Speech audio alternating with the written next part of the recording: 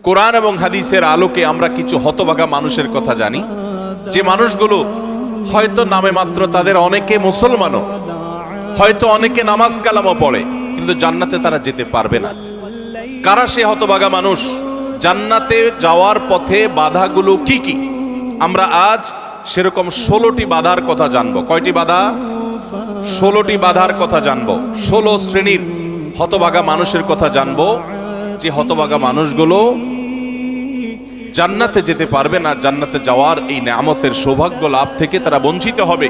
আল্লাহ রাব্বুল আলামিন সেরকম কপাল পড়া মানুষদের কাতারে যেন আমরা শামিল না হই, আমাদের সবাইকে সে তৌফিক দান করুন।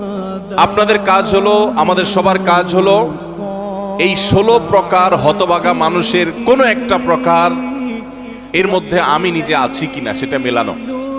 যদি দেখি যে আমার মধ্যে এটা আছে, তাহলে মাহফিলের প্যান্ডেলের মধ্যে বসে, প্যান্ডেলের নিচে বসে এই মাহফিলের মাঠে থেকেই আমি নিয়ত করে ফেলবো যে এই বদঅভ্যাসটা, এই খারাপ জিনিসটা আমি ত্যাগ করে ফেলবো।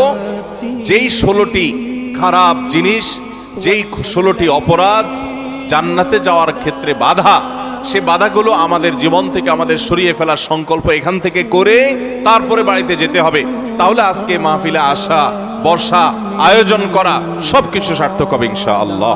সর্বপ্রথম যে হতভাগা মানুষদের কথা বলতে চাই, যারা জান্নাতে যেতে পারবে না, তারা হলো যারা আল্লাহর প্রতি ঈমান আনে নাই, যারা মুসলমান হয় নাই, যারা ঈমান আনে নাই, আল্লাহর প্রতি যারা বিশ্বাস করে নাই, তারা আল্লাহর তৈরি জান্নাতে যাবে এটা কখনো আশা করা যায়?